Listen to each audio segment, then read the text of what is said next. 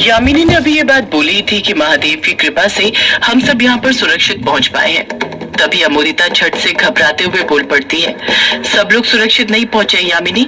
मेरे पापा और बल्लू काका अभी तक यहाँ पर नहीं आए हैं, पता नहीं उनके साथ क्या हुआ होगा।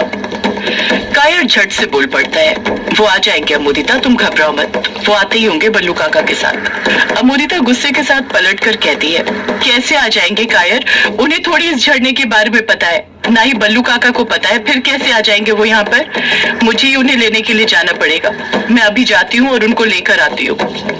रजनी अमोदिता पर चिढ़ते हुए झट से बोल पड़ती है, ये तो क्या बोल रही है नालायक लड़की, इतनी मुश्किलों के बाद तो यहाँ पर सुरक्षित पहुँचे हैं और तू यहाँ से जाने की बात कर रही है।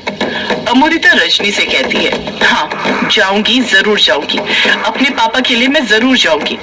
माँ तुम्हें भले ही पापा से प्यार ना हो, पर मुझे अपने पापा से बहुत प्यार है, मैं उन्हें कुछ नहीं होने दे सकती। अमोदिता रोते हुए खुद से बड़बड़ा पड़ती है, उनकी किस्मत ही खराब है, इससे अच्छा तो ये होता कि वो जेल से बेल लेकर आते ही नहीं। एक तो इतने दिनों तक उस कमली के खून के आरोप में जेल में बंद थे और कल रात जब बेल से छूट कर आए तो आज रात ये कांड हो गया। रजनी टोंट मारते हुए कहती है, तेरे बाप ने क्या कम कांड किए थे, भूल गई वो उस कमली के पास क्या करने जाता था। उसका जो होना होगा हो जाएगा, तू सही सलामत है, उसकी खैर मना। अमोदिता रोते हुए रजनी से कहती है, माँ कैसी पत्नी हो तुम, तुम्हें तो मुझे अपनी माँ भी कहने में शर्म आती है, तुम्हें अपने पति की कोई फिक्र है भी या नहीं। रजनी गुस्से के साथ कहती है, वो आदमी जो अपनी भूख मिटाने के लिए दूसरी औरत के पास जाता हो, उसे मैं अपना पति नहीं मान सकती, समझी तू। जिस रात वो कमली के पास पहली बार अपनी भूख मिटाने के लिए गया होगा, उसी रात मेरी मांग से उसके नाम का सिंदूर मिट गया, मैं उसे अपना पति नहीं मानती, समझी तू। अमोदिता नम लहजे के साथ कहती है, वाह माँ वाह, क्या बात बोली है, तुमने पापा के गिरेबान में तो झांक लिया, पर जरा अपने गिरेबान में भी तो झांक कर देखो कि तुमने क्या क्या कांड किया है, कितने टोने टोटके किए हैं, अपने ही लोगों पर पुतली टोना किया है। हम इंसानों की ना यही सबसे बड़ी खामी होती है, हम दूसरों की गलती को तो देख लेते हैं पर अपनी गलती को कभी नहीं देखते। बस इंसान की एक गलती करने की देर होती है और फिर हम उससे नफरत करने लग जाते हैं, उसके अंदर की सारी अच्छाई को भूल जाते हैं कि उस शख्स ने हमारे लिए क्या क्या किया है, हम उसकी एक गलती को भी माफ नहीं कर पाते। रजनी अमोदिता की बात का पलटकर कुछ जवाब नहीं दे पाती है। अमोदिता ने रजनी को खामोश रहने के लिए मजबूर कर दिया था। रजनी को तो समझ ही नहीं आ रहा था कि अचानक से अमोदिता इतनी तर्क भरी बातें कैसे करने लग गई थी, वो नालायक लड़की से समझदार लड़की कैसे बन गई थी। अमोदिता फिर खुद से बोल पड़ती है, तुम्हें भले ही पापा की फिक्र ना हो, पर मुझे मेरे पापा की बहुत फिक्र है, मैं जाऊंगी उन्हें ढूंढने के लिए।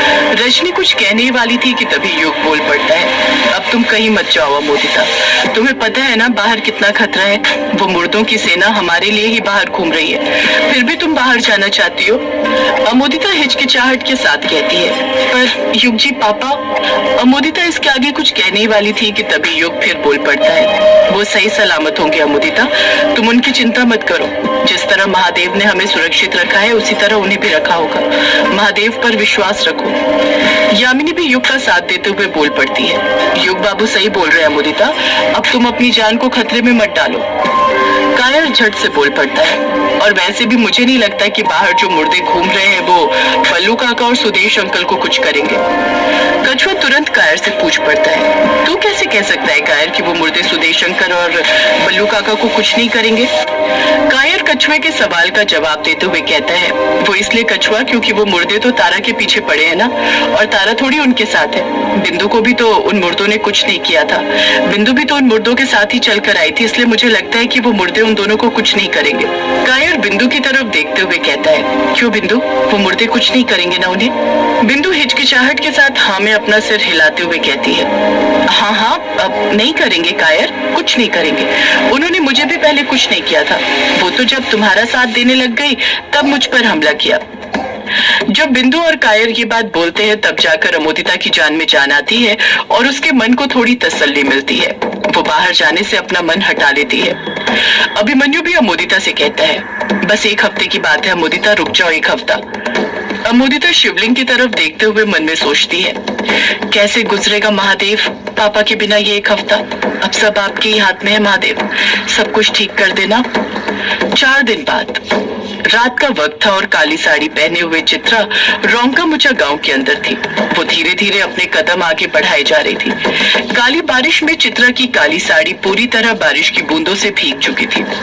चित्रा के माथे पर बड़ी बड़ी बारिश की बूंद थी। इस वक्त भी उसने अपनी मोटी सी लंबी चोटी का जूड़ा बांध कर रखा हुआ था। चित्रा ने अपनी पीठ पर एक काले रंग का झोला टांगा हुआ था जो काफी फूला हुआ था, जिसको देखकर ऐसा लग रहा था जैसे उसके अंदर बहुत सारा सामान रखा हुआ हो। चित्रा बार बार अपने अगल बगल पीछे देखते हुए सावधानी पूर्वक अपने कदम आगे बढ़ाते जा रही थी। उसको देखकर ऐसा लग रहा था जैसे वो किसी से डर रही हो। चित्रा अपने कदम आगे बढ़ाते हुए खुद से बड़बड़ाते हुए कहती है, मुझे वंदना और उसकी मदद लेनी ही होगी, तभी मैं इस काम में कामयाब हो पाऊंगी और उस काले साए को हरा पाऊंगी। चित्रा काले साए के बारे में सोचते हुए खुद से कहती है, उस काले साए को लगा होगा कि उसकी कमजोरी मुझे पता नहीं चलेगी, पर वो ये शायद भूल गया कि वो खुद अपने हाथों अपनी मौत लिख चुका है। पहले हम सब मिलकर उसकी कमजोरी से उसको कमजोर करेंगे, उसके बाद उसको आजाद करवाकर उसके हाथों उस काले साए को मरवा देंगे। उस काले साए का अंत होने से अब कोई नहीं रोक सकता, वो काला साया खुद भी नहीं। चित्रा की आंखों में एक जोश और जुनून था उस काले साए को मारने का। उसको ही मारने की प्लानिंग बनाते हुए चित्रा अपने कदम आगे बढ़ाए जा रही थी। चित्रा चल ही रही थी कि तभी उसे बीती बातें याद आने लग जाती हैं। चित्रा बीती बातों को याद करते हुए नम लहजे के साथ कहती है, उस रात इत्तेफाक से कालाझाड़ी जंगल के अंदर मैं अपने बेटे युग से तो मिली, पर उस काले साए की वजह से मैं अपने बेटे युग के किसी सवाल का जवाब नहीं दे पाई, अपने बेटे से एक लफ्ज तक कह नहीं पाई। कितने सवाल कर रहा था उस रात मेरा बेटा मुझसे, और उसके सारे सवालों के जवाब जानते हुए भी मैंने उससे कुछ नहीं कहा। मैं मजबूर थी, लाचार थी उसके सामने। चित्रा एक लंबी आह भरते हुए खुद से कहती है, पर अब और नहीं। उस काले साए के साथ ही उसकी बुराई का अंत भी होने वाला है और उसके बाद मैं अपने बेटे युग से मिलूंगी, उसे सारी सच्चाई बताऊंगी जो अब तक मैंने उससे छुपा कर रखी है। अपने बेटे से कुछ नहीं छुपाऊंगी, उसे सब कुछ बता दूंगी। चित्रा युग को याद करते हुए कहती है, मैं अपना वादा पूरा करूंगी युग बेटा, तुमसे मिलने जरूर आऊंगी, और देखना जिस दिन तुम्हें मैं सारा सच बताऊंगी तुम्हें खुद पता चल जाएगा कि तुम्हारी माँ उतनी बुरी नहीं है जितना तुम मुझे समझते हो। तुम्हारी माँ बहुत अच्छी है, वो तुमसे बहुत प्यार करती है। चित्रा अपने कदम बढ़ाते हुए ही अतीत की यादों में चली जाती है।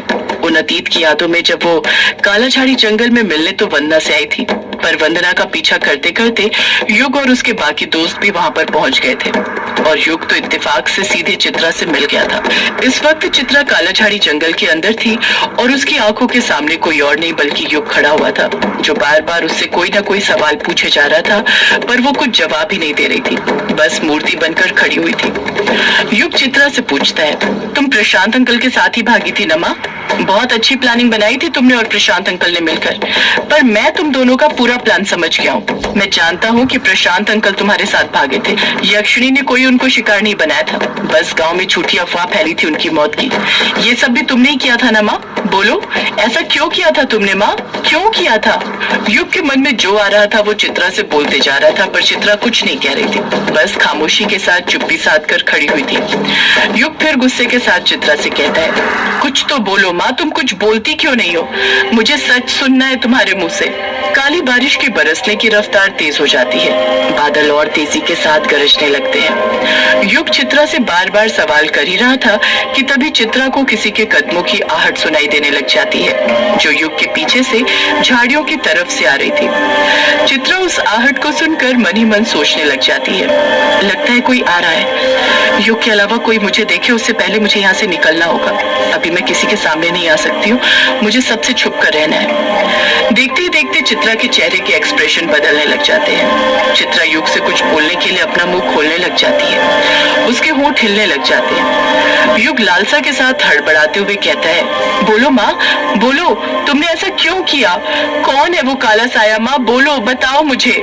चित्रा अपना सीधा हाथ उठाती है और युग की तरफ इशारा करने लग जाती है। युग अजीब सा मुंह बनाने लग जाता है। उसके बिल्कुल समझ नहीं आ रहा था कि चित्रा उससे कहना क्या चाहती थी। चित्रा अपनी नजरों से इशारा करते हुए युग को पीछे देखने के लिए कहती है। युग तुरंत पीछे मुड़ता है।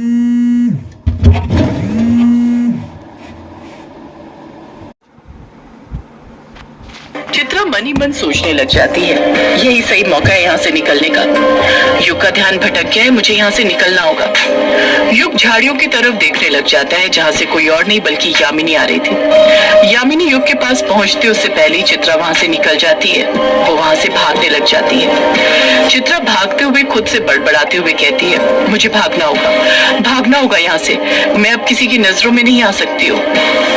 उसके अंदर जितनी ताकत थी वो अपनी पूरी ताकत के साथ वहां से भागने लग जाती है। चित्रा भागती रहती है और जब युग और उसके बाकी के दोस्त चित्रा को ढूंढते हुए उसके करीब पहुंचने लग जाते हैं तो वो वहीं कहीं जगह देखकर छुप जाती है। अंधेरा बहुत ज्यादा था, जिसके कारण किसी की भी उस पर नजर नहीं पड़ती है। जब युग के दोस्त वहां से चले जाते हैं तब चित्रा झाड़ियों से बाहर निकलती है और फिर भागने लग जाती है। वो बस भागती रहती है। उसका एक ही मकसद था, युग और उसके दोस्तों की नजरों से बचना। वो उनके सामने नहीं आना चाहती थी और उसमें वो कामयाब भी हो जाती है। किसी तरह से वो उनकी नजरों से बच निकलती है। चित्रा अभी भी कालाझाड़ी जंगल के अंदर ही थी और भागी जा रही थी। भागते भागते वो थकने लग जाती है और वो रुक जाती है। चित्रा खुद से बड़बड़ाते हुए कहती है, मैंने वन्ना से कह तो दिया कि मैं अमावस्या से पहले उस काले साए का अंत कर दूंगी, पर कैसे? मुझे तो ये भी नहीं पता कि मैं अभी इस वक्त जाऊं कहाँ। ना मैं हवेली जा सकती हूँ, ना ही ग्रेवयार्ड कोठी, क्योंकि वहां ग्रेवयार्ड कोठी में तो खुद वो काला साया है। चित्रा के कुछ समझ नहीं आ रहा था कि वो क्या करे, कहाँ पर जाए। वो इस बारे में सोच ही रही थी कि तभी उसे झाड़ियों के हिलने की आवाज सुनाई देने लग जाती है। ऐसा लग रहा था जैसे कोई उसकी तरफ अपने कदम बढ़ा रहा हो। चित्रा घबराते हुए खुद से कहती है, युग और उसके दोस्त तो कालाझाड़ी जंगल से चले गए हैं, फिर अब कौन आ रहा है? ये किसकी आहट है? सदियों से है पुरानी। ऐसी ऐसी कहानी सुनने के लिए हमारे चैनल को लाइक सब्सक्राइब करें और इससे अच्छी कहानी मैं खुद बनाता हूं तो आप उनको सुनें और चैनल को लाइक सब्सक्राइब अवश्य कर दें। सब्सक्राइब करने से आपका कुछ नहीं घटेगा भाई और मुझको सपोर्ट मिल जाएगा।